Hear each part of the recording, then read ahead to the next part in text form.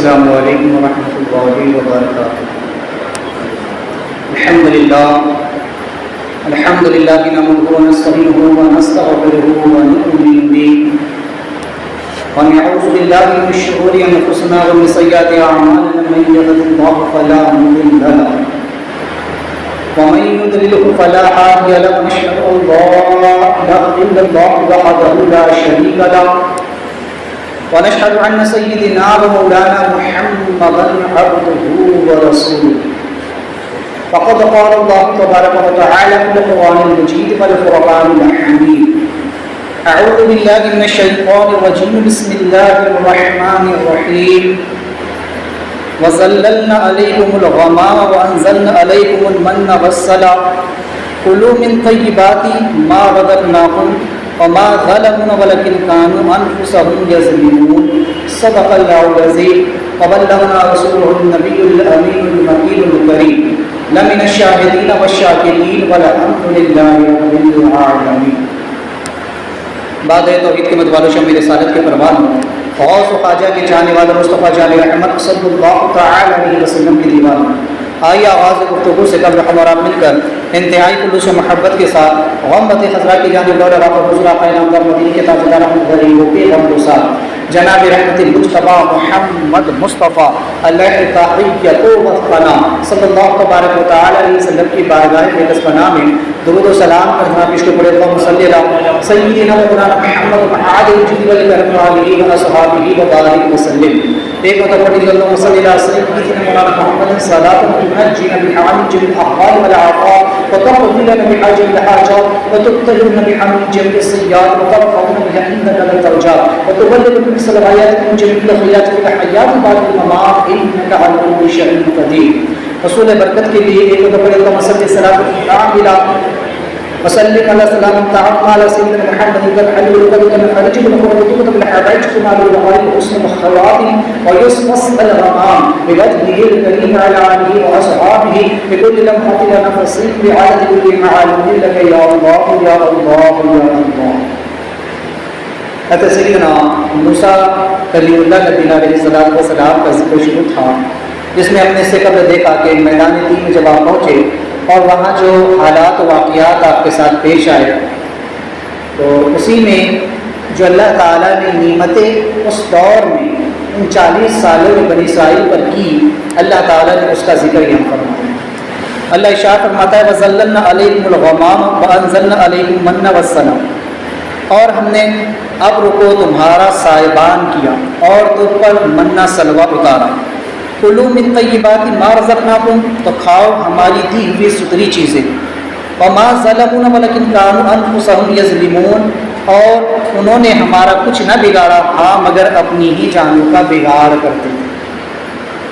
چونکہ اللہ تبارک و تعالیٰ نے بنی اسرائیل پر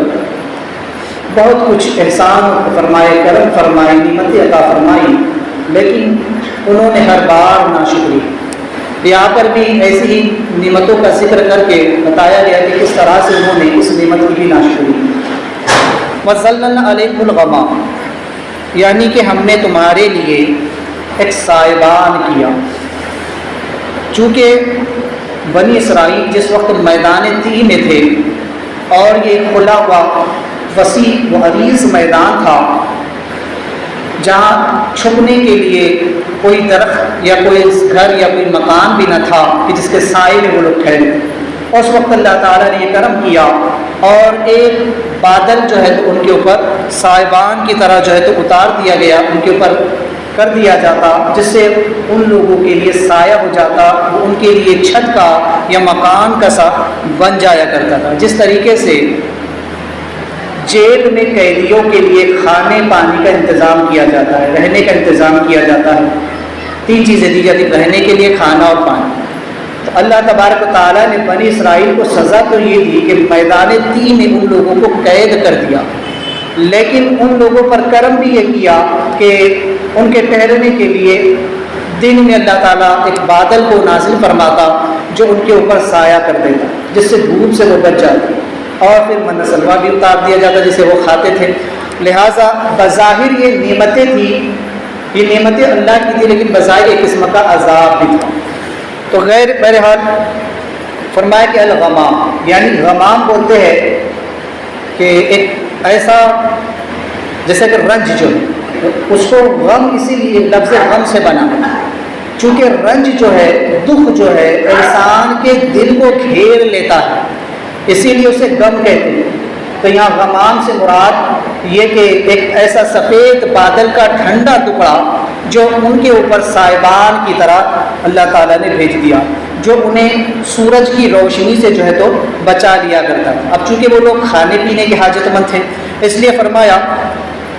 وَأَنزَلْنَا عَلَيْكُمُ الْمَنَّ وَالسَّلْوَىٰ کہ ان کے لیے اللہ تعالیٰ نے کھانے پینے کا انتظام کیا۔ من اس کے لغوی معنی ہوتے ہیں احسان،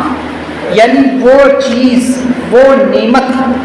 جو بغیر محنت و مشقت کے انہیں حاصل ہو جائے۔ تو لہٰذا چونکہ من سلوہ انہیں بغیر محنت و مشقت کے حاصل ہو جاتا تھا، تو اس لیے اسے من فرمایا، چونکہ من ہوتا ہے بغیر محنت کی کوئی چیز حاصل ہو۔ جیسے کہ اس کی مثال آپ سمجھیں کہ اناج اور پھل، اناج کو اگانا پڑتا ہے، اگانے کے بعد اس کو جو ہے تو نکالنا پڑتا ہے، اس کو لا کر کے صاف کرنا پڑتا ہے، اس کے بعد اس کو تیار کرو، جیسا گیہوں ہے تو اس کو لا کر کے پھر دھان اس کے الگ کرو، گیہوں الگ کرو، اور پھر اس کے بعد اس کو پیسو، اس کو روٹی بناؤ، تب جا کر کے اس کو کھاتے ہیں۔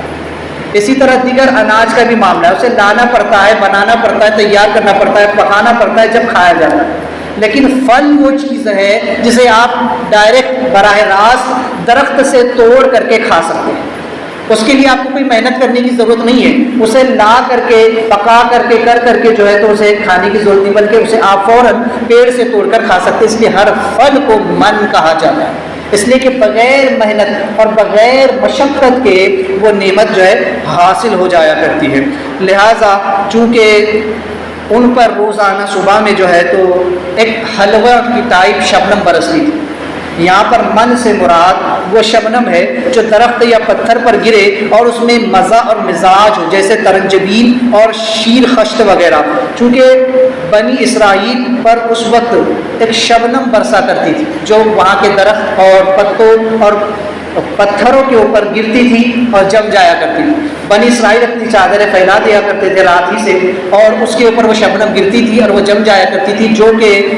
اس کی حالت کیفیت یہ تھی کہ وہ برف کی طرح سفید اور لذت میں گھی اور شہد کے معجون کی طرح ہوتی تھی۔ لہٰذا وہ لوگ اسے اپنی کپڑوں میں یا اپنی چادروں میں جمع کر لیا کرتے تھے اور اسی پر وہ لوگ گزارا کرتے تھے۔ سلوا، سلوا جو ہے ایک پرندے کا نام ہے جس کا قد چھوٹے مرغ کے برابر ہوتا ہے، اور اس کا گوشت نہایت لذیذ اور زود ہضم یعنی جلد ہضم ہونے والا ہوتا ہے، اور چونکہ یہ پرندہ بہت چھوٹا ہوتا ہے، بادل کی گرج سنتے ہی یہ مر جاتا ہے، اور اس کا جو پتا ہے وہ مرغی والے کے لیے بہت زیادہ مفید ہے، اور اس کا جو خون ہے اگر وہ کسی کے کان میں درد ہو اور اس کا خون اس کے کان میں ڈالا جائے تو فوراً درد سے راحت ملتی ہے، اور اس کا کھانا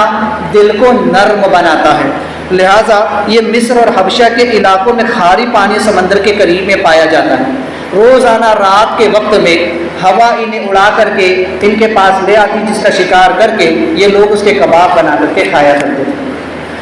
کُلُوا مِن طیبات ما رزقناکم، اللہ نے فرمایا کہ یہ جو نعمتیں ہم نے تم کو دی ہیں جس پر تم کو کوئی محنت دی، ہمارا رزق ہے، کھاؤ۔ آسمان سے حلوہ برس جاتا، ہوا اس پرندے کے اڑا کر لاتی، اس کو شکار کرتے اور اس کے کباب کھایا کرتے۔ تو اللہ نے فرمایا کہ یہ ہماری نعمتیں ہیں، ہمارا پاکیزہ رزق ہے، اسے کھاؤ۔ طیبات ما رزقناکم، اور جو ہے تو کہا کہ اسے جمع نہ کر کے رہا،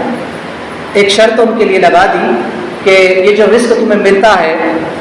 اسے روز کا روز کھا لو، نیا روز نئی روزی، ہر روز ہم تم کو نئی روزی دیں گے، اسے بچا کر مت رکھنا،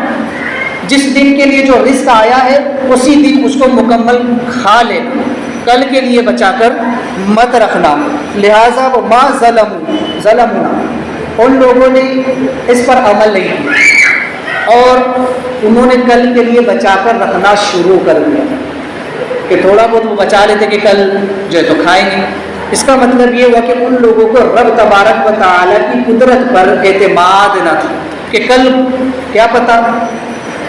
رزق ملے نہ ملے، کل پھر حلوہ برسے نہ برسے، کل پھر ہوا کسی پرندے کو اڑا کر لائے یا نہ لائے، اس خیال سے وہ لوگ جو ہے تو اس کو بچا کر کے رکھ لیا کرتے تھے، جبکہ رب تعالیٰ نے منع کیا تھا کہ جو رزق تمہیں دیا جاتا ہے وہ روز کا روز کھا لو، روز نئی روزی تم کو دی جائے گی، لیکن ان لوگوں نے اس پر عمل نہ کیا، ولیکن کانوا انفسہم یظلمون، اور ایسا کر کے انہوں نے ہمارا کچھ نہ بگاڑا بلکہ اپنی جانوں کا ہی بگاڑ کیا کرتے تھے، اپنا نقصان خود کر لیا۔ جو روزی انہیں بغیر مشقت کے ملتی تھی انہوں نے اسے جمع کر کے رکھنے کے سبب سے اسے بھی اپنے اوپر بند کروا لیا، کیونکہ جب انہوں نے اسے جمع کر رکھنا شروع کیا تو اللہ تبارک و تعالیٰ نے بھی اپنا رزق روک لیا۔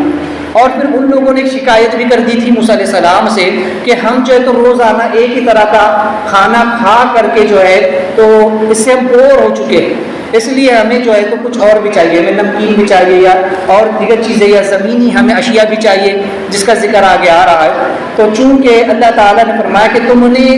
اعلیٰ کے بدلے ادنا کو پسند کیا، ہم تمہیں بغیر مشقت کے اعلیٰ نعمت کھلا رہے تھے لیکن تم نے مشقت والی ادنا نعمت کو قبول کیا کہ تمہارے لیے زمین سے اناج اگایا جائے، پھل تمہارے لیے زمین سے جو ہے تو گیہوں، مسور اور پیاز وغیرہ جو ہے تو اگائی جائے، تم نے اس کا جو ہے تو ہم سے مطالبہ کر لیا، تم بڑی ہی ناشکری قوم،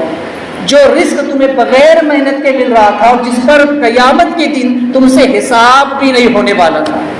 تم نے اپنا آپ جو ہے تو ظلم کیا کہ اپنے اوپر اس نعمت کو بند کر لیا، اب تمہیں محنت کرنی ہوگی، مشقت کرنی ہوگی، زمین میں ہل چلانا ہوگا، بیج بونا ہوگا، تب جا کر کے وہ علاج اگے گا جو تم چاہتے ہو، اور اس پر محنت کرنی ہوگی اور آخرت میں اس کا حساب بھی دینا ہوگا۔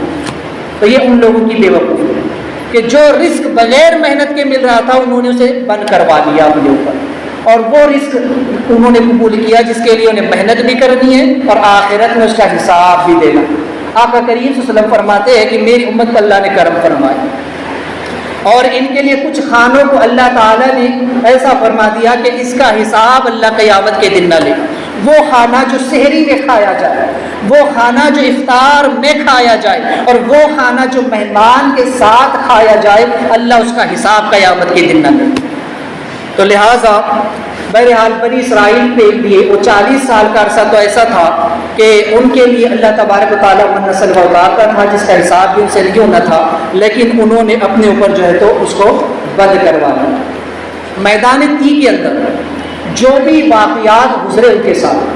جیسا کہ ابھی ہم نے دیکھا کہ بادلوں کا سایہ کر دینا، من سلوہ کا اترنا، اور آگے اور بھی آنے والے ہیں کہ پتھر سے پانی کا نکلنا وغیرہ وغیرہ جو ساری چیزیں ہیں، تو یہ جو تمام ان پر نعمتیں کی گئی یہ موسیٰ علیہ السلام کے سبب سے کی گئی۔ یہ ایک طرح سے موسیٰ علیہ السلام کا معجزہ بھی تھا، موسیٰ علیہ السلام کی برکت سے اللہ تعالیٰ نے ان پر یہ کرم فرمایا، اور یہ موسیٰ علیہ السلام کے معجزے میں علماء نے اس کو شمار فرمایا۔ لیکن آقا کریم صلی اللہ تبارک وسلم کے معجزات کا کیا کہنا؟ یہ موسیٰ علیہ السلام کے معجزے میں اس کو علماء نے شمار کیا کہ ان پر آسمان سے حلوہ برستا تھا، ان پر ایک شبنم برستی تھی جو حلوہ بن جایا کرتی تھی، اور سلوہ نامی پرندہ جو ان کے لیے ہوا اڑا کر کے لاتی اور اس کے کباب کو کھایا کرتے تھے، یہ موسیٰ علیہ السلام کو یہ روز کا روز ان کے ساتھ آتا تھا۔ لیکن حضور علیہ السلام کے معجزات میں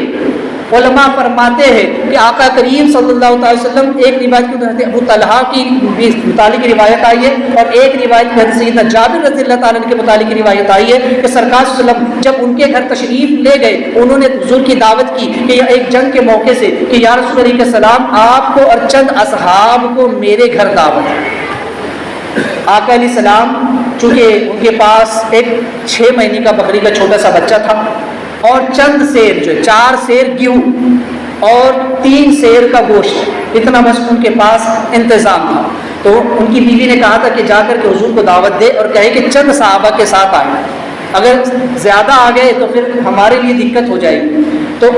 حضرت جابر رضی اللہ تعالیٰ نے جا کر کے حضور علیہ السلام کے کان میں کہا، آہستہ سے کہا کہ یا رسول اللہ کے سلام، آپ کو چند اصحاب کے ساتھ میرے گھر دعوت۔ آقا علیہ السلام نے مسکرایا اور تمام صحابہ سے فرمایا کہ ہم سب کی دعوت حضرت جابر کے یہاں۔ اب حضرت جابر رضی اللہ تعالیٰ بظاہر بشری تقاضے کے تحت تھوڑا خیال گزرا کہ میں نے تو سرکار اسلام کو چند اصحاب کے لیے کہا تھا، لیکن حضور نے سب کی دعوت فرما دی، اور وہ لوگ کل 1000 کے قریب تھے، اور یہاں 4 سیر یعنی 4 کلو گہوں، 4 کلو کا آٹا اور 3 کلو کا گوشت، اور 1000 لوگ۔ اب جب لوٹ کر کے گھر آئے اور اپنی بیوی سے ماجرا سنایا تو بیوی بھی آج کل کی عورتوں کی طرح نہیں تھی، بلکہ وہ بھی صحابیہ رسول تھی۔ کہنے لگی کہ جب حضور نے دعوت کیے تو انتظام بھی وہی فرمائے۔ جب تمام صحابہ حضور کے ساتھ وہاں پہنچے، حضور نے پہلی کہی دیتا کہ جابر جب تک میں نہ آؤں ہانڈی سے گوشت مت اتارنا اور آٹا مت گوندنا، اور ایک عورت کو اور بلا کر کے رکھ لینا۔ لہٰذا سرکار اسلام تشریف لائے، حضور نے اپنا لعاب دہن اس ہانڈی میں ڈالا اور تھوڑا لعاب دہن اپنا منہ کے مبارک جو ہے تو سرکار نے اس آٹے میں ڈالا اور کہا کہ ایک عورت اور بلا لو جو روٹی بنانے میں تمہارا ساتھ دے۔ مفسرین فرماتے ہیں کہ سرکار علیہ السلام اس کے بعد آ کر کے بیٹھ گئے، فرمایا کہ ہانڈی کو چولہے سے مت اتارنا، اسی میں سے نکال کر دیتی جانا۔ لہٰذا فرماتے کہ کل 1000 صحابہ مکمل کھا کر شکم سیر ہو گئے، اور جتنا آٹا گوندنے کے لیے لیا گیا تھا اب بھی اتنا آٹا موجود ہے، اور جتنا سالن ہانڈی میں موجود تھا اب بھی اتنا سالن ہانڈی میں موجود ہے۔ یہ حضور علیہ السلام کا معجزہ ہے۔ اب ذرا غور کریں کہ اس سالن کے اندر بوٹیاں بھی ہیں، اس میں مرچ مسالہ تمام چیزیں بھی ہیں، اور پھر جو ہے تو وہ تمام چیزیں کا بڑھ جانا، یہاں تک کہ اتنا کھانا تیار کرنے کے لیے عورت کے بازو میں بھی طاقت تو چاہیے، کیونکہ ایک عورت کے لیے 1000 لوگوں کے لیے روٹیاں بنانا کتنا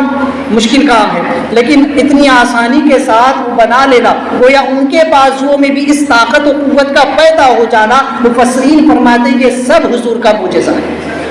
تو یہ آقا کریم علیہ الصلوۃ والسلام کی شان ہے کہ حضور کبھی ایک ہی پیالے سے 70 صحابہ کو سیراب فرما دیتے، کبھی ایک ہی مشکیزے سے پورے لشکر کو جو ہے تو حضور سیراب فرما دیتے۔ تو غرض کہ یہ آقا علیہ السلام کے معجزات ہیں۔ تو بہرحال یہاں پر اللہ تبارک و تعالیٰ نے بنی اسرائیل کا ذکر کیا کہ جب ان کو کہا کہ جب تم لوگوں کو ہم نے مصر سے نکالا اور کہا کہ جا کر کے قوم مالکہ سے جہاد کر، جو تم مقام تی میں پہنچے وہاں پر بھی ہماری رحمت نے تمہاری دستگیری کی، اور ہم نے تم پر من سلوہ اتارا، اور تمہیں حکم دیا گیا کہ روز کا روز کھا لو اور کل کے لیے جمع مت کر کے رکھو، لیکن تم سے اتنا بھی نہ ہو سکے۔ یہ جو توکل ہے، بنی اسرائیل اتنا بھی صبر نہ کر سکے، اتنا بھی توکل نہ کر سکے کہ انہیں کل کی روزی ملنے والی ہے، اس پر بھی ان سے صبر نہ ہوا، اور ان لوگوں نے اناج کو، اس رزق کو کل کے لیے بچا کر کے رکھنا شروع کر دیا، جس کے سبب سے اللہ تبارک و تعالیٰ نے ان کی اگلی روزی بند فرما دی۔ یہاں سے ایک چیز اچھی طرح سمجھ میں آتی ہے کہ توکل کیا چیز ہے۔ توکل یہ ہے کہ بندہ اللہ تبارک و تعالیٰ پر کامل یقین رکھے، جو رب آج روزی دے رہا ہے وہ کل بھی دے گا۔ جو لوگ آج کی روزی کے چکر میں اپنی عبادات کو چھوڑ رہے ہیں وہ سن لے کہ وہ رب ہے جو کل بھی روزی دے گا، اور جب تک تم زندہ ہو تب تک وہ روزی عطا فرمانے پر قادر ہے۔ تو لوگ روزی کے چکر میں رزاق کو بھول جاتے ہیں۔ توکل یہ آج ہماری زندگیوں سے نکل چکا ہے۔ توکل 2 طرح کا ہے، ایک ہے توکل عام اور ایک ہے توکل خاص۔ توکل عام جو ہے وہ یہ ہے کہ لوگ اسباب کے ساتھ خدا پر توکل کریں، اور توکل خاص یہ ہے کہ لوگ بغیر اسباب کے، یہ خاص اولیاء اللہ کے لیے ہوتا ہے کہ بغیر اسباب کے، بغیر سبب کے خالص اللہ کی ذات پر جو ہے وہ توکل کریں۔ اس کی مثال حضرت سیدنا صدیق اکبر عمر فاروق رضی اللہ تعالیٰ، سرکار علیہ السلام نے جب اعلان فرمایا مال جمع کرنے کے لیے تو عمر فاروق نے آدھا مال اپنے گھر کے لیے چھوڑا کہ میرے گھر والوں کی بھی تو ضرورت ہے، اور یہ صحیح بھی ہے، شریعت کا بھی تقاضا ہے۔ تو عمر فاروق نے آدھا مال ان کے لیے چھوڑا اور آدھا مال حضور کی بارگاہ میں لے آئے، لیکن ابوبکر صدیق نے سارا توکل خدا پر کیا کہ جس رب نے مجھے یہ آج مال دیا ہے کل بھی میرے گھر بار کی حفاظت کے لیے اور اس کے کھانے پینے کے انتظام کے لیے اللہ ہی کارساز ہے، وہی نگہبان ہے۔ آپ نے سارا کے سارا مال اٹھا کر حضور کے قدموں میں جمع کر دیا۔ یہ ہے توکل خاص۔ تو ایک توکل وہ ہوتا ہے کہ جو بغیر اسباب کے کیا جائے، جیسے کہ ہجرت کی رات حضرت علی رضی اللہ تبارک و تعالیٰ بلا خوف و خطر حضور کے بستر پر سو گئے، کیونکہ یقین تھا، بھروسہ تھا اللہ و رسول کی ذات۔ حضرت سیدنا سرکار صدیق اکبر رضی اللہ تعالیٰ شب ہجرت بغیر کسی ہتھیار کے حضور کے ساتھ ہجرت کے لیے چل پڑے، جبکہ جان رہے ہیں کہ اگر دشمنوں نے پکڑ لیا، اگر دشمنوں نے گھیر لیا تو جنگ کرنے کے لیے پاس میں کوئی ہتھیار بھی نہیں ہے، کوئی اوزار بھی نہیں ہے، لہٰذا بغیر کوئی ساز و سامان لیے ہوئے حضرت ابوبکر صدیق ہجرت کی رات حضور کے ساتھ نکل پڑے کہ میں جس ذات کے ساتھ جا رہا ہوں مجھے یقین ہے کہ اللہ ضرور ہماری مدد فرمائے گا۔ اور ہوا بھی یہی کہ جب حضرت ابوبکر صدیق رضی اللہ عنہ سرکار صلی اللہ علیہ وسلم غار ثور میں پہنچے اور دشمن وہاں تک بھی پہنچ گیا اور صدیق اکبر کو حضور کی فکر ہوئی تو سرکار علیہ السلام نے فرمایا لا تحزن ان اللہ معنا، غم نہ کرو بے شک اللہ ہمارے ساتھ۔ دشمن غار کے دہانے سے واپس لوٹ گیا، یہ ہے توکل، اسے کہتے ہیں توکل۔ اللہ کی ذات پر جس نے بھروسہ کیا اللہ تعالیٰ دشمن کو اس کے قریب لا کر کے بھی اس کی حفاظت فرما دیتا۔ اور توکل عام کیا ہے؟ ایک صحابی جو دیہاتی تھے حضور کی بارگاہ میں آئے اور اپنے اونٹ کو باہر جو تو کھلا چھوڑ دیا اور حضور کی بارگاہ میں آ کر کے کہنے لگے رسول اللہ میں نے اپنے اونٹ کو باہر چھوڑ دیا ہے اور میں نے اللہ پر توکل کیا۔ حضور نے فرمایا کہ تم نے اس اونٹ کو باندھا؟ کہا کہ نہیں۔ کہا پہلے جا کر اس اونٹ کو باندھ، اس کے بعد خدا پر توکل کر، اس کے بعد خدا پر بھروسہ کر، اس لیے کہ تدبیر تیرے اختیار میں، وہ تو کر، تقدیر اللہ کے اختیار میں ہے، وہ کر، وہ فرمائے۔ لہٰذا یہ یہاں حضور نے اسباب کے ساتھ عام لوگوں کو جو ہے تو توکل کی تعلیم دی کہ تم تدبیر بھی کرو، اگر بیمار ہو جاؤ تو علاج کرانا سنت ہے، تدبیر کرنا تمہارا کام ہے، ڈاکٹر تک جانا تمہارا کام ہے، شفا دینا اللہ تعالیٰ کا کام ہے۔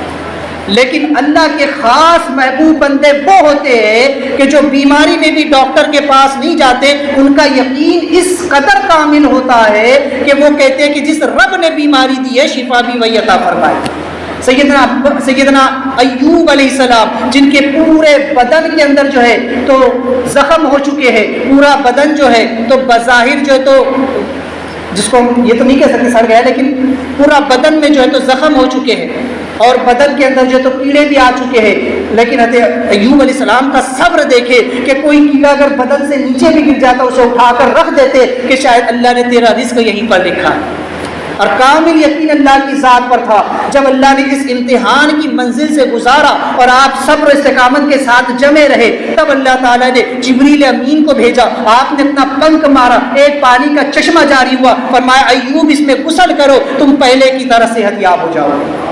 یہ ہوتا ہے توکل خاص، کہ جو اللہ کے خاص بندے ہوتے ہیں وہ بیماری اپنے اوپر لے لیتے۔ آج لوگ اعتراض کرتے کہ اولیاء اللہ تو دوسروں کو شفا دیتے، خود اپنی بیماری کیوں دور نہیں کرتے؟ وہ آبی دیوبندیوں کا اعتراض ہوتا ہے کہ یہ جو اتنے بڑے بڑے اولیاء اللہ کی بات کرتے ہیں یہ خود بیمار ہوتے ہیں، یہ خود بھی تو ایسے ان کو بیماری ہو جاتی ہے، پھر یہ اپنا علاج کیوں نہیں کرتے؟ تو یاد رکھو یہ صبر کرتے ہیں، اللہ کی طرف سے آنے والی مصیبت پر یہ صبر کرتے ہیں کہ جس رب نے بیماری بھیجی ہے وہ امتحان لے رہا ہے، وہ صبر کرتے ہیں اور اللہ تعالیٰ ان کو شفا عطا فرماتا ہے۔ تو بہرحال یہ ہوتا ہے توکل عام اور ایک ہوتا ہے توکل خاص۔ تو غرض کہ بنی اسرائیل چونکہ جب یہ مصر سے نکلے اور اللہ تعالیٰ نے حکم دیا کہ ان کو مصر سے لے کر کے جاؤ اور فرعون کو ڈبو دیا گیا، اب اس کے بعد ہونا یہ چاہیے تھا کہ یہ لوٹ کر کے مصر میں آ جاتے، لیکن ایک خدشہ تھا، ایک حکمت کے تحت ان لوگوں کو واپس مصر نہیں لایا گیا، کیونکہ ظاہر سی بات ہے فرعون تو غرق ہو گیا، فرعون کا پورا لشکر ڈوب گیا، اب واپس یہ لوگ مصر میں آ کر رہ سکتے تھے، لیکن ایک وجہ علماء نے بیان فرمائی کہ اس کی دو وجہ تھی۔ ایک وجہ تو یہ تھی کہ بنی اسرائیل جو ہے مصر میں فرعونیوں کا عیش و آرام دیکھ چکے تھے کہ فرعونی کس طریقے سے عیش و آرام کے ساتھ رہا کرتے تھے، لہٰذا ڈر تھا کہ اگر یہ لوٹ کر کے مصر میں آئیں گے تو یہ بھی عیش و عشرت میں مبتلا ہو کر کے اللہ کی عبادت کو چھوڑ بیٹھیں گے۔ اور دوسرا خدشہ یہ تھا کہ چونکہ فرعون اکثر کہا کرتا تھا کہ موسیٰ علیہ السلام اقتدار کی خاطر جو ہے تو یہ جنگ کر رہے ہیں، وہ چاہتے یہی ہے کہ مجھے مصر سے نکال کر کے بنی اسرائیل کو یہاں پر قابض کر دے، انہیں جو ہے تو یہاں کا بادشاہ بنا دے۔ اب اگر کبھی بنی اسرائیل لوٹ کر کے مصر میں آ جاتے تو یہ دونوں باتوں کا اندیشہ تھا، یا تو بنی اسرائیل وہاں آ کر کے عیش و عشرت میں مبتلا ہوتے اور اللہ کی عبادت چھوڑ دیتے، اور فرعون کی بات جو ہے تو لوگ کہتے کہ فرعون نے سچ ہی کہا تھا کہ موسیٰ علیہ السلام نے عیش و عشرت کے لیے یا حکومت کے لیے اقتدار کے لیے جو ہے تو فرعون سے جنگ کی۔ اس لیے اللہ تعالیٰ نے حکم دیا کہ اب بنی اسرائیل کو لے کر کے ان کے آبائی وطن میں جاؤ، جو ان کے باپ دادا کا وطن ہے، کیونکہ اصل وطن تو ملک شام تھا، فلسطین تھا، جہاں حضرت ابراہیم علیہ السلام اور حضرت اسماعیل علیہ السلام و اسحاق علیہ السلام کے باپ دادا موجود ہیں، جن کے مزارات وہاں موجود ہیں، ان کا اصل وطن تو وہ تھا۔ لیکن حضرت یوسف علیہ السلام کے زمانے میں یہ لوگ مصر آ کر آباد ہوئے تھے، لہٰذا حکم ہوا کہ اپنے باپ دادا کے وطن میں جاؤ، اور چونکہ وہاں پر قوم عمالقہ نے قبضہ کر رکھا ہے، اس سرزمین کو، اس مقدس زمین کو جو ہے تو ان سے آزاد کراؤ، لہٰذا یہ لوگ جب وہاں پہنچے اور جب میدان طی کے اندر یہ پہنچے تو پہلے تو پورے راستے بھر یہ لوگ موسیٰ علیہ السلام سے لڑتے جھگڑتے رہے، موسیٰ علیہ السلام کو برا بھلا کہتے رہے، ان سے بات بات پر شکایتیں کرتے رہے، کیونکہ یہ مصر کا عیش و آرام چھوڑنا نہیں چاہتے تھے، یہ نہیں چاہتے تھے کہ ہم مصر چھوڑ کر کے فلسطین میں جائے، شام میں جائے، وہاں جائے، یہ جانا نہیں چاہ رہے تھے کیونکہ وہاں کا عیش و آرام دیکھ چکے تھے، لیکن چونکہ حکم تھا لہٰذا چاروں ناچار ان کو جانا پڑا، تو پورے راستے موسیٰ علیہ السلام کو پریشان کرتے رہے، اور جب مقام طی کے اندر پہنچے، طی کا معنی ہوتا ہے حیران و پریشان، چونکہ یہ میدان بڑا وسیع و عریض تھا، لہٰذا جب اس میدان میں پہنچے اور ان کو خبر ملی کہ جس قوم سے یہ جنگ کرنے جا رہے ہیں وہ لوگ بڑے جنگجو قسم کے لوگ، ان کے جسم ہم سے کئی گنا بڑے ہیں اور طاقت میں بھی ہم سے کئی زیادہ طاقتور ہیں، تو یہ لوگ پست ہمت ہو کر کے بیٹھ کر کہنے لگے موسیٰ تم اور تمہارا رب جا کر کے لڑو، ہم نہیں جانے والے۔ لہٰذا یہ لوگ وہی جو ٹھہر کے اللہ تعالیٰ نے اسی میدان میں ان کو 40 سال کے لیے قید کر دیا کہ وہاں سے یہ باہر نکل نہیں سکتے تھے۔ تب اللہ تبارک و تعالیٰ نے وہاں پر ان پر کرم کیا اور ایک ہلکا بادل، سفید بادل، ٹھنڈا بادل ان کے اوپر سائبان کی طرح بھیجا جو دن میں آ جاتا اور ان پر سایہ کر دیتا اور ایک مکان سا ہو جاتا جس کے اندر آرام سے یہ رہ سکتے تھے، اور جب رات آتی تو ایک نورانی ستون آسمان سے اترتا جس کی روشنی میں یہ لوگ اپنے کام کاج کو انجام دیا کرتے، اور سورج نکلنے سے پہلے پہلے ایک شبنم برستی تھی جو کہ وہاں پر گر کر کے جم جایا کرتی تھی، جو نفیس حلوہ بن جاتی تھی، اور وہ جو ہے تو روزانہ ہر شخص کے لیے ایک سا یعنی تقریباً 4 سیر جو ہے تو اس کو ملا کرتا تھا، ہر ایک شخص کے لیے 4 سیر یعنی 4 کلو ہر ایک شخص کے لیے، جس کو دن بھر میں اسے کھانا ہوتا وہ کھاتا تھا اور وہ اس کے لیے کافی ہوتی تھی، اس کو کفایت کرتی تھی۔ ان لوگوں نے موسیٰ علیہ السلام سے پھر شکایت کی کہ ہم میٹھا کھا کھا کر کے جو ہے تو ہماری طبیعتیں جو ہے تو بوجھل ہو چکی ہیں، لہٰذا کسی نمکین چیز کا انتظام کیا جائے۔ تب سلوا، موسیٰ علیہ السلام کی دعا سے اللہ نے پھر من کے بعد سلوا ان پر اتارا، یعنی کہ ایک پرندہ جس کا ذکر میں نے کیا، وہ جو ہے تو ہوا اڑا کر لاتی، یہ اس کا شکار کرتے اور اس کے کباب بنا کر کے عصر کے بعد چونکہ یہ پرندہ آتا تھا، عصر کے بعد ایک ہوا چلتی تھی اور اس کے ساتھ یہ پرندہ آتا، اس کو ذبح کرتے اور اس کا کباب یہ لوگ جو ہے تو کھایا کرتے تھے۔ لہٰذا ان سے کہا گیا کہ روزانہ جو رزق تمہیں مل رہا ہے اسے روز کا روز کھا لو اور کل کے لیے بچا کر مت رکھو۔ آج بھی امت محمدیہ میں بہت سے اولیاء اللہ ایسے ہیں جن کو دست غیب حاصل ہوتا ہے، وہ اگر کبھی کسی تکیہ کے نیچے، کسی چارپائی کے نیچے ہاتھ ڈال کر نکال لینا تو اللہ تعالیٰ وہ جو چاہتے وہ چیز ان کے ہاتھ میں آ جاتی۔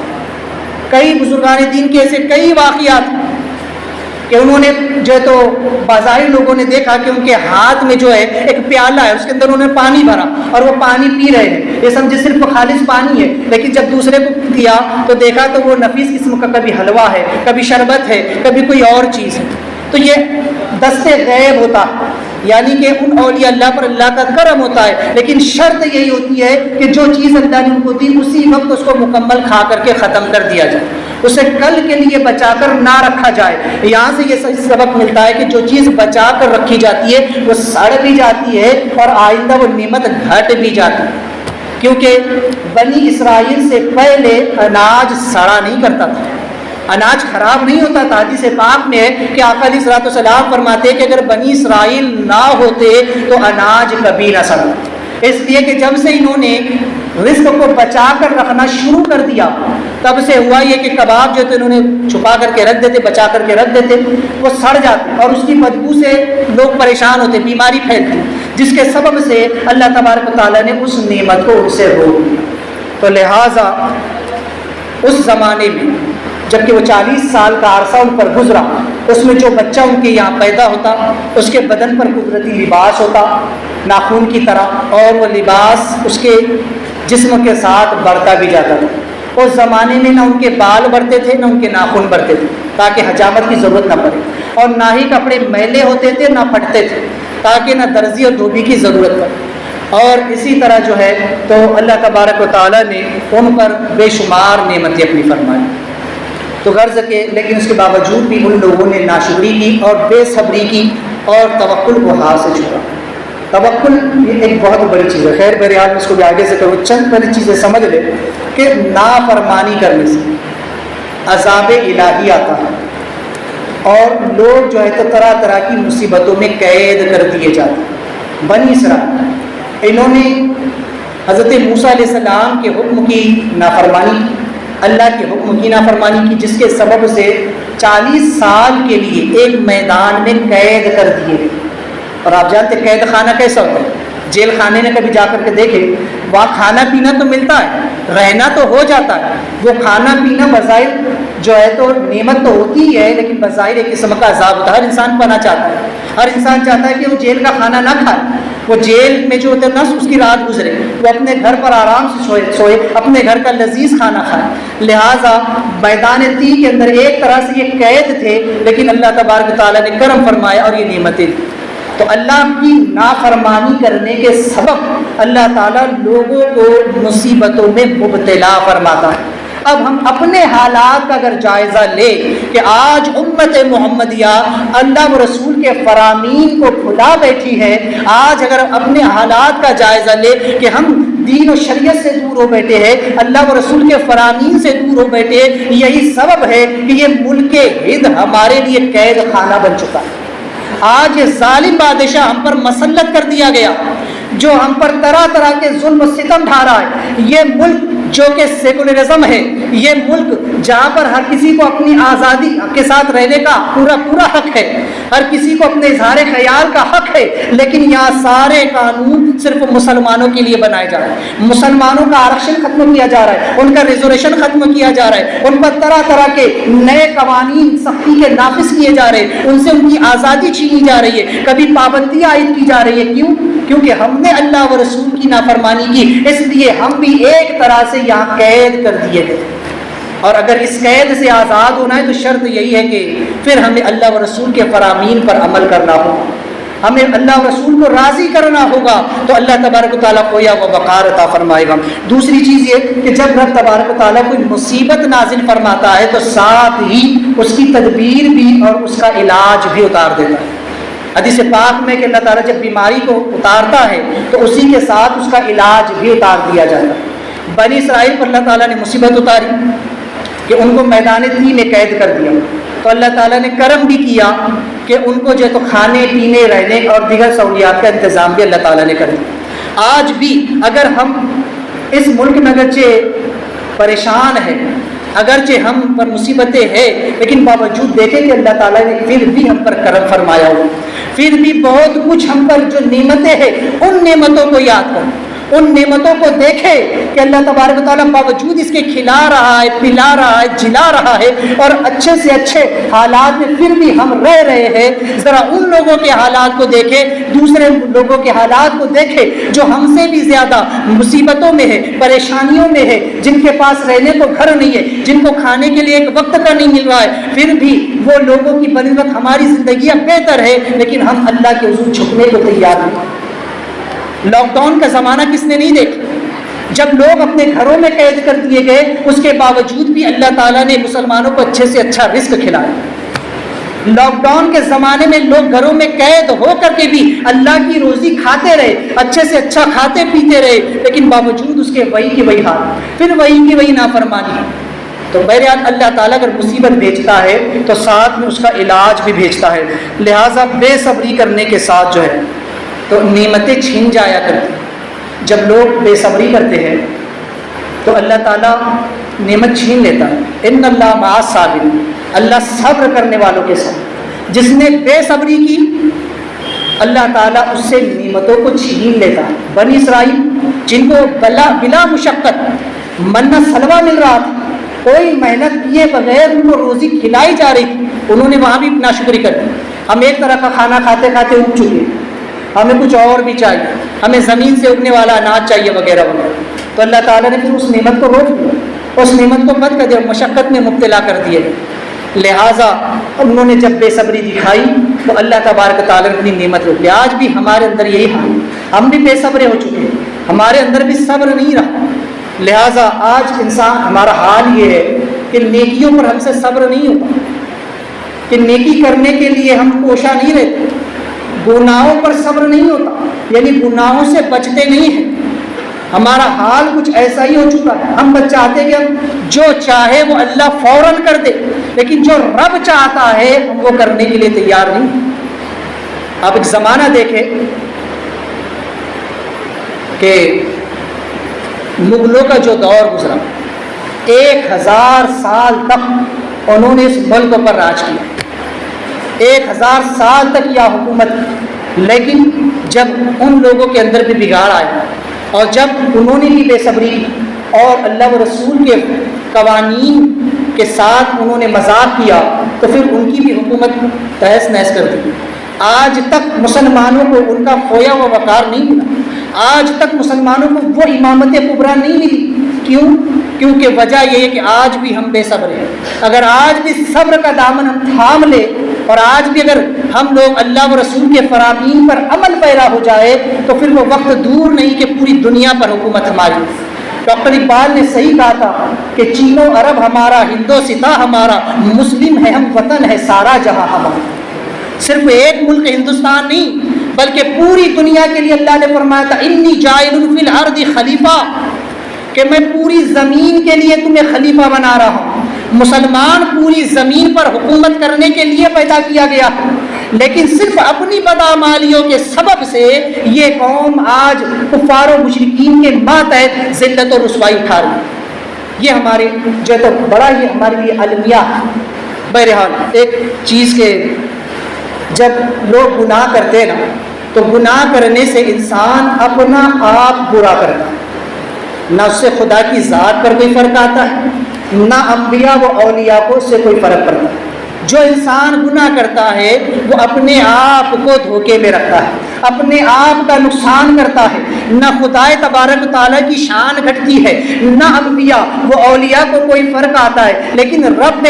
تبارک و تعالیٰ جو تو رب ہے، وہ رب تبارک و تعالیٰ بندوں کے گناہ کرنے پر ان پر ناراض تو ہوتا ہے، اس سبب سے کہ بندے پیدا تجھے اس لیے کیا تھا کہ تو میری عبادت کرتا، لیکن تو گناہ کر رہا ہے تو رب تعالیٰ اس پر ناراض ہوتا ہے۔ انبیاء علیہ السلام کو اس شخص پر ترس آتا ہے، رحم آتا ہے۔ جیسا ایک باپ اپنی اولاد کو جب مصیبت میں دیکھتا ہے تو باپ پر تو مصیبت نہیں ہے، مصیبت میں تو بیٹا ہے، لیکن باپ کو اس کا احساس ہوتا ہے، اس کی فکر ہوتی ہے کہ میرا بیٹا اس مصیبت میں ہے۔ انبیاء علیہ السلام اپنی امت کے حق میں بمنزلہ باپ کے روحانی طور پر، اس لیے جب امت پر مصیبت آتی ہے تو انبیاء علیہ السلام کو پریشانی ہوتی ہے، انہیں فکر لاحق ہوتی ہے۔ آقا کریم صلی اللہ علیہ وسلم اسی لیے امت کی خاطر رات بھر دعائیں کرتے تھے کہ اللہ میری امت کا معاملہ میرے حوالے کر دے، میری امت کو بخش دے، ربی حولی امتی، امت کی بخشش کے لیے حضور دعائیں کرتے تھے۔ ہمارے گناہ کرنے سے حضور کو کوئی نقصان نہیں ہونے والا، حضور کی عظمت نہیں گھٹنے والی،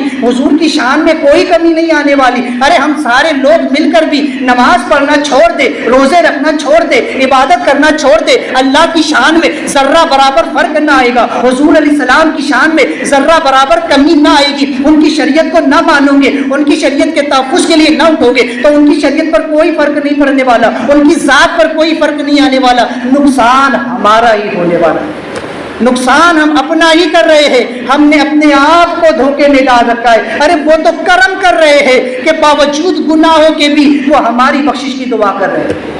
ایک پیر اپنے مرید کو جب گناہ میں ملوث دیکھتا ہے تو اسے رنج ہوتا ہے کہ میرا مرید اس حال میں کیوں ہے۔ یہی وجہ کہ سرکار غوث پاک فرماتے میرا ہاتھ میرے مریدوں کے سر پر ایسا ہے جیسے کہ آسمان لوگوں کے سر پر ہے۔ جب میرا مرید گناہ کرتا ہے میں اللہ تعالیٰ کی بارگاہ میں اس کے لیے شفاعت کی دعا کرتا ہوں۔ انہیں درد ہوتا ہے، انہیں احساس ہوتا ہے کہ کاش میرا مرید یہ گناہ نہ کرے، میرا امتی یہ گناہ نہ کرے، لیکن ان کی شان میں فرق نہیں آتا۔ اگر سارے قادری مل کر کے بھی گناہ گار ہو جائے تو سرکار غوث پاک کی شان میں کوئی فرق نہیں آنے والا، ان کی شان تو بلند ہے، لہذا نقصان ہم اپنا کرتے ہیں۔ اس لیے ایک مرید کو، ایک امتی کو، ایک بندے کو یہ خیال کرنا چاہیے کہ وہ گناہ کر کے اپنے آپ کا نقصان کر رہا ہے۔ رب تعالیٰ نے تو کرم فرمایا بنی اسرائیل پر کہ ایسے حالات میں ان پر مننا سلوہ اتارا اللہ تعالیٰ، لیکن انہوں نے پھر بھی نافرمانی کی۔ من کا لغوی معنی ہوتا ہے احسان کرنا، من کا لغوی معنی ہے احسان، یعنی کہ بغیر محنت بغیر مشقت کے اللہ تعالیٰ نے انہیں حلوہ اور سلوہ یہ دو چیزیں کھلائی، لیکن باوجود اس کے ان لوگوں نے ناشکری کی۔ بس ان سے کیا کہا گیا؟ ایک ہی بات کہی، عبادت کے لیے بھی نہیں کہا گیا، یہ نہیں کہا گیا کہ تم نماز پڑھو، یہ کر لو، فلاں نیکی کرو، نہیں، بس اتنا کرو کہ یہ روز کا روز کھا کر ختم کر دو، کل کے لیے بچا کر مت رکھو۔ صرف توکل کی تعلیم ان کو دی گئی، لیکن پھر بھی ان لوگوں سے توکل نہ ہو سکا۔ اللہ تبارک و تعالیٰ نے اس امت پر اس سے بھی بڑا کرم فرمایا۔ یہی لفظ من ہے، یہ من کیا ہے اور یہ سلوہ کیا ہے؟ اس امت کے لیے من حضور ہے اور سلوہ حضور کی رحمت ہے۔ اللہ فرماتا ہے لقد من اللہ علی المؤمنین اذ بعث فیہم رسولا، وہی لفظ من ہے جو بنی اسرائیل کے لیے آیا، من نہ سلوہ۔ من یعنی احسان، وہ نعمت جو بغیر مانگے، بغیر مشقت، بغیر محنت کے دے دی گئی، اسے من کہا۔ یہاں پر فرمایا لقد من اللہ علی المؤمنین اذ بعث فیہم رسولا، اللہ نے مسلمانوں پر، ایمان والوں پر سب سے بڑا احسان کر دیا کہ اپنا رسول ان کو عطا کر دیا، اپنا حبیب ان کو دے دیا۔ بنی اسرائیل کو اللہ تبارک و تعالیٰ نے بغیر محنت کے حلوہ دیا اور بغیر مانگے ہم کو اپنا حبیب عطا کر دیا۔ وہ حبیب جس کے لیے انبیاء علیہ السلام دعائیں کرتے رہے، حضرت آدم علیہ السلام سے لے کر عیسیٰ روح اللہ تک تمام نبی دعا کرتے رہے، اے اللہ ہمیں اس نبی کی امت میں پیدا کر، یا اس نبی کو ہماری نسل میں پیدا کر دے۔ تو وہ حضور علیہ السلام جن کے لیے دیگر امتیں دعائیں کرتی رہی کہ کاش ہم حضور کی امت میں پیدا ہو، اللہ تبارک و تعالیٰ نے بغیر مانگے اپنا حبیب ہم کو دے دیا۔ ہم نے کوئی عرضی نہیں لکھی، کوئی چٹھی نہیں لکھی، ہم نے نہیں کہا تھا کہ مولا تیرے حبیب کی امت میں پیدا کرنا، لیکن کتنا بڑا کرم کیا اللہ تعالیٰ نے کہ ہمیں حضور کی امت میں پیدا فرمایا، اپنا حبیب ہم کو عطا فرمایا، اور فرمایا لقد من اللہ علی المؤمنین اذ بعث فیہم رسولا۔ اللہ نے مسلمانوں پر بہت بڑا، کیونکہ یہی بنی اسرائیل ہے، یہ بنی اسرائیل ہم سے نفرت کیوں کرتے ہیں مسلمانوں سے؟ ان کی مسلمانوں سے نفرت کی سب سے بڑی وجہ یہی ہے کیونکہ بنی اسرائیل روزانہ یہی دعا کرتے تھے، ایک ہی دعا وہ روزانہ کرتے تھے، یہاں تک کہ وہ جو تو تابوت سکینہ کو سامنے رکھ کر کے بھی دعا کرتے تھے کہ اللہ حضور کو ہمارے اندر جلوہ گر فرمائے، کیونکہ انہوں نے تورات، زبور، انجیل میں یہ سن رکھا تھا کہ آخری رسول جلوہ گر ہونے والے ہیں، آخری رسول آنے والے ہیں۔ حضرت عیسیٰ علیہ السلام نے واضح لفظوں میں کہا تھا کہ اسمہ محمد، ان کا نام احمد، اسمہ احمد، ان کا نام احمد ہے، وہ میرے بعد آنے والے ہیں۔ تمام بنی اسرائیل انتظار میں تھے، وہ دعائیں کر رہے تھے کہ اللہ اس رسول کو ہم نے بھیجنا، اس لیے کہ ہم فضیلت والے قوم ہیں، ہم نبیوں کی اولاد ہے، ہم ابراہیم کی اولاد ہے، ہم اسماعیل و اسحاق کی اولاد ہے، اس لیے وہ رسول ہمارے اندر آنا چاہیے۔ لیکن اللہ تبارک و تعالیٰ نے مسلمانوں میں حضور کو بھیجا اور فرمایا کہ لقد جاءکم رسول من انفسکم عزیز علیہ ما عنتم حریص علیکم بالمؤمنین رؤوف رحیم۔ اللہ نے کرم کیا، احسان کیا کہ اے لوگوں ہم تمہیں میں سے ایک رسول تم میں جلوہ گر فرما دیا جن پر تمہارا مشقت میں پڑ جانا گرا گزرتا ہے، اور وہ مسلمانوں پر حد درجے مہربان اور رحم فرمانے والے۔ تو اللہ نے وہ رسول ہمیں دے دیا، تو بنی اسرائیل کو یہی چڑ ہے کہ وہ رسول ہم میں نہیں آئے، اسی لیے وہ حضور کا انکار کرتے ہیں، اسی لیے وہ حضور کی نبوت کو جھٹلاتے ہیں، اسی لیے وہ قیامت تک مسلمانوں کے دشمن ہیں، کیونکہ حضور ان میں نہیں آئے۔ اللہ نے وہ نعمت ہم کو دی، وہ احسان ہم پر کیا، لقد من اللہ علی المؤمنین، کہ وہ رسول ہمیں دیا، اور فرمایا کہ اب اس کا جو سلوہ کیا ہے، تو فرمایا کہ وما ارسلنک الا رحمۃ للعالمین، محبوب سارے عالموں کے لیے رحمت بنا کر کے بھیجا، سب سے بڑی رحمت بنا کر کے بھیجا، اور فرمایا کہ جس طرح بنی اسرائیل کے لیے ان کے لیے شرط یہ تھی کہ منہ سلوہ روز کھا لو، انہیں توکل کی تعلیم دی گئی، روز کھا لو کل کے لیے مت رکھو۔ یہاں پر ہمیں تعلیم یہ دی گئی، ہمیں یہ کہا گیا کہ یہ رسول تو تمہیں دے دیا، وَعَمَّ بِنِعْمَتِ رَبِّكَ فَحَدِّثْ، کہ میں نے یہ جو نعمت دی ہے تمہیں، یہ جو اپنا رسول دیا ہے، اس نعمت کا چرچا کرو، میرے حبیب کا چرچا کرو، میرے حبیب کے خطبے پڑھو، میرے حبیب کا میلاد مناؤ، یہی تمہارا جو تو شکرانہ ہے کہ میں نے یہ جو نعمت تم کو دے دی ہے، اپنا حبیب تم کو دے دیا ہے، وَتُعَزِّرُهُ وَتُعَقِّرُهُ، تو اس نبی کی تعظیم کرو، اس نبی کی توقیر کرو، اس نبی کے قول و فعل پر عمل کرو، اس نبی کی باتوں پر عمل کرو، اس کی سنتوں پر عمل کرو، اس لیے کہ لَقَدْ كَانَ لَكُمْ فِي رَسُولِ اللَّهِ أُسْوَةٌ حَسَنَةٌ، کہ تمہارے لیے محمد صلی اللہ علیہ وسلم کے اخلاق بہترین نمونہ ہے، تم ان کی سیرت کو اپنی زندگی میں لاؤ، ان کے اخلاق کو اپنی زندگی میں لاؤ، ان کے کردار کو اپنی زندگی میں لاؤ۔ تم سے بس اتنا ہی سوال کیا جاتا ہے، وَمَن يُطِعِ الرَّسُولَ فَقَدْ أَطَاعَ اللَّهَ، جس نے رسول کی پیروی کر لی، جس نے رسول کی بات مان لی، اس نے اللہ کی بات مان لی، جس نے حضور کی پیروی کر لی اس نے خدا کی پیروی کر لی، جس نے حضور کی تعظیم کر لی اس نے خدا کی بندگی کر لی۔ اب وہی رسول کہہ رہے قرۃ عینی فی الصلاۃ، نماز میری آنکھوں کی ٹھنڈک، لیکن ہم نے عمل نہیں کیا۔ وہاں بنی اسرائیل کو تھا حکم کہ منہ سلوہ روز کھا لو، کل کے لیے بچا کر مت رکھو، انہوں نے بھی نافرمانی کی،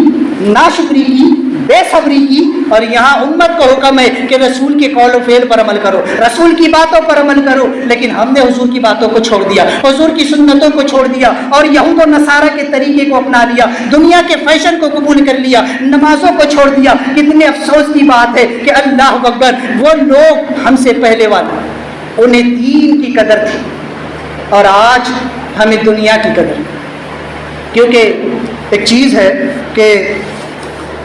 جو چیز انسان کو بغیر محنت کے مل جاتی ہے اس کی قدر نہیں ہوتی، جو چیز محنت سے کماتا ہے اسی کی قدر کرتا ہے۔ صحابہ کرام نے دین کمایا تھا، انہوں نے دین کے لیے محنتیں کی، انہوں نے حضور کی ایک ایک سنت کو اپنی زندگی میں ڈھالنے کے لیے بہت محنتیں اور مشقتیں کی، اپنا گھر بار چھوڑا، اپنا سب کچھ چھوڑا، اپنا عیش و آرام چھوڑا، اپنا وطن چھوڑا، حضور کے ساتھ ہجرت کی، حضور کے ساتھ جہاد کیا، حضور کے ساتھ ہر طرح کی پریشانی اور مصیبتوں کو برداشت کیا، تو دین انہوں نے کمایا تھا، اس لیے انہیں فکر تھی دین کی، انہیں قدر تھی دین کی، ان کے پاس اہمیت تھی دین کی، لیکن ہمارے پاس نہیں ہے۔ کیوں؟ ہم تو مسلمان کے گھر میں پیدا ہو گئے، اس لیے بس ہم تو سمجھتے کہ ہم پیدائشی مسلمان ہیں، اب ہمیں کیا کرنا ہے۔ وہ مسلمان بنتے تھے کلمہ پڑھ پڑھ کے، وہ حضور کے اخلاق کو، حضور کے کردار کو دیکھ کر کے، حضور کے اقوال کو دیکھ کر، حضور کے چہرے کو دیکھ کر کے وہ کلمہ پڑھا کرتے تھے، اور جب کلمہ پڑھتے تو بے باپ گھر سے بیٹے کو نکال رہا ہے، تو کوئی بھائی بھائی سے جدا ہو رہا ہے۔ کبھی وہ دور بھی گزرا کہ جب ایک جنگ بدر سب سے پہلی جنگ ہوئی، وہ کون تھی؟ سب ایک دوسرے کے رشتہ دار ہی تو تھے، لیکن کیا تھا؟ حضور کی خاطر انہوں نے سب کچھ چھوڑا، دین کی خاطر سب کچھ چھوڑا، دین انہوں نے کمایا، اس لیے دین کی قدر صحابہ کو تھی، ہم کو نہیں ہے۔ ہم تو مسلمان کے گھر میں پیدا ہو گئے، روز گوشت کھا رہے ہیں، مسلمان بولے مسلمان وہی جو نماز پڑھ دو معاذ اللہ، یہ ہمارا حال ہے۔ ہم سمجھتے ہیں کہ ہم بس کلمہ پڑھ لیتے ہیں ہم مسلمان ہیں، کہ یہی مسلمانی ہے، کہ یہی ہمارا ایمان ہے، کہ یہی ہم سے تقاضا کیا گیا ہے۔ کتنے افسوس کا مقام، ہم نے دین نہیں بلکہ دنیا کمائی۔ آج اگر کسی کے 100 روپئے بھی گر جائے نا، اسے فکر ہوتی ہے، ارے میرے 100 روپئے کھو گئے۔ مسجد میں اگر کوئی چیز کسی کی کھو جاتی ہے نا تو وہ بھی ڈھونڈتا ہے، ارے 10 کی نوٹ گر گئی، 150 کی نوٹ رہ گئی، اگر 50 کی نوٹ بھی ڈال رہا ہے تو اس میں سے نکالنے کی فکر کرے گا کہ ہاں مجھے 10 ہی دینا ہے، 40 واپس لینا۔ کیوں؟ فکر ہے،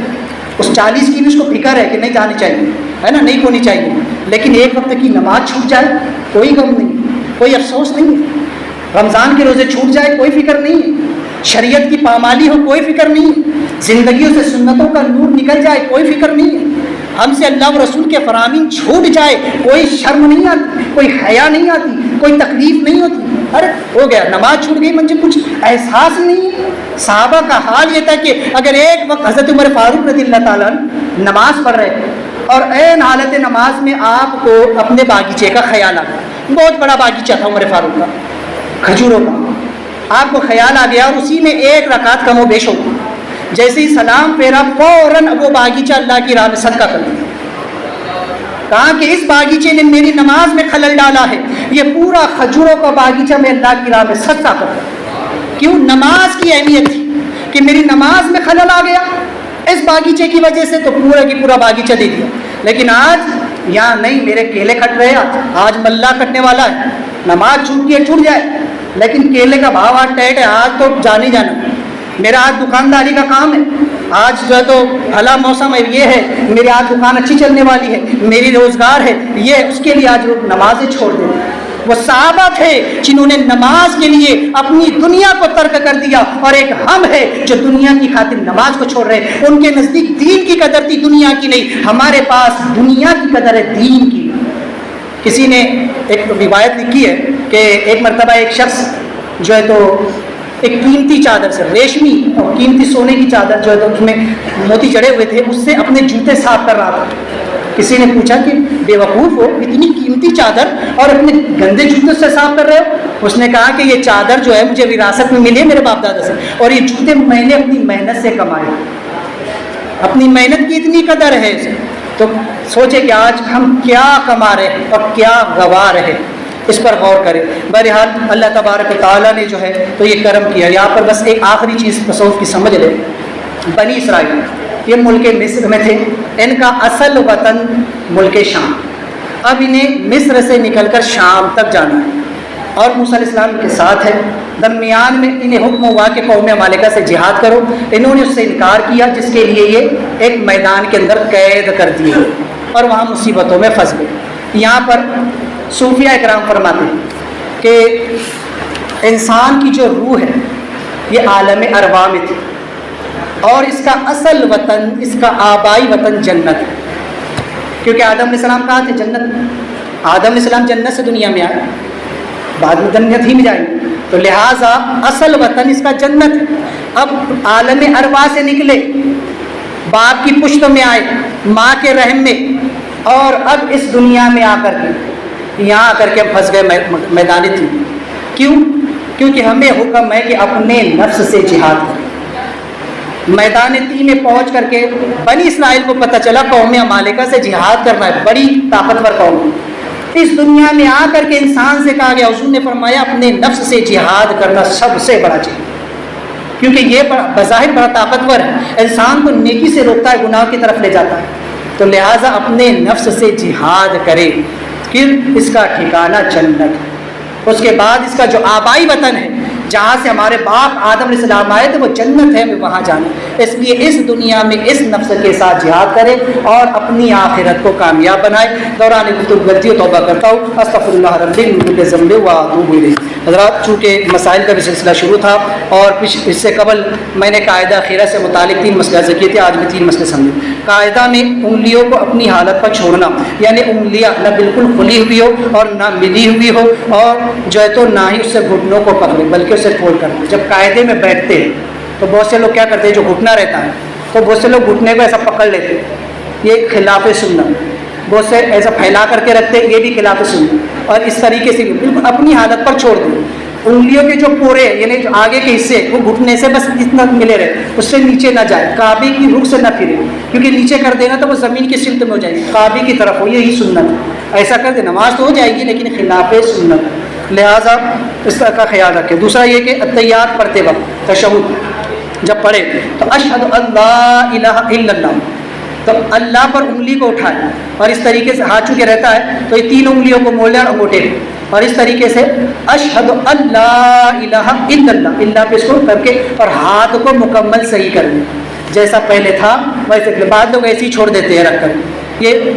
امام اعظم کے نزدیک یہ سنت طریقہ نہیں ہے۔ امام اعظم فرماتے ہیں کہ سنت طریقہ یہ ہے کہ اشہد اللہ الہ پر انگلی گرا دے اور اپنے ہاتھوں کو کھول دے، یعنی اسے پہلے کی طرح صحیح کر دے۔ اور التحیات میں اس طرح انگلی اٹھانے کی بہت زیادہ فضیلت آئی ہے، اس لیے کہ آقا علیہ الصلوۃ والسلام فرماتے کہ یہ عمل ایسا ہے جیسے شیطان پر دھاردار ہتھیار سے حملہ کرنا۔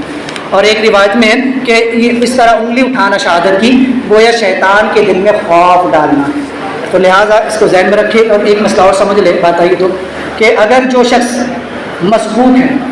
ابھی اس کو امام کے سلام پھیرنے کے بعد کھڑے ہونا ہے، تو وہ تو التحیات میں جو ہے تو صرف التحیات پڑھ کے خاموش ہو جائے، درود الہی معصورہ نہ پڑھے،